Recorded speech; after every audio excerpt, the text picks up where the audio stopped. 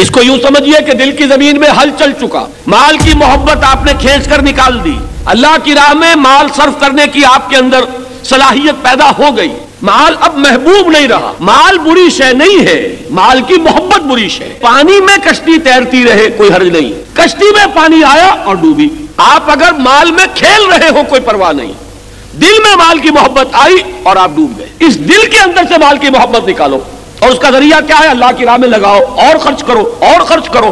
اچھا، اب اگر یہ کر جاؤ گے، اب ایمان کی بہار آئے گی، اور وہ کیا ہے؟ اس کے لیے تعبیر والذین آمنوا باللہ ورسلہ اولئک ھم الصدیقون والشہداء عند ربہم۔ اگر دل میں سے مال کی محبت نکالی جا چکی ہو اور اب ایمان کا بیج پڑے تو یہ اب لہلہائے گی فصل، اور انسان صدیقیت کے مقام تک بھی پہنچ جائے گا اور شہادت کا رتبہ بھی حاصل کر لے۔ سب سے اوپر ہے انبیاء، پھر صدیقین، پھر شہداء، پھر صالحین، یہ چار ہیں منعم علیہم۔ نبوت کا مرتبہ پہلے بھی وہبی تھا، کسبی نہیں تھا، انسان کے اختیار میں نہیں تھا کہ وہاں تک جا پہنچے، یہ اللہ ہی جس کو چاہتا تھا سرفراز فرماتا۔ اور اب تو وہ دروازہ ویسے ہی بند، حضور کے بعد سے مہر لگ چکی ہے، لہذا اب سب سے اونچا درجہ کون سا ہے؟ صدیقیت۔ نمبر 2 شہادت، نمبر 3 عام مسلمان، صالحین، نیک نیت اور نیک عمل مسلمان۔ جو یہ کام کر لے گا، ان المصدقین والمصدقات واقرضوا اللہ قرضا حسنا،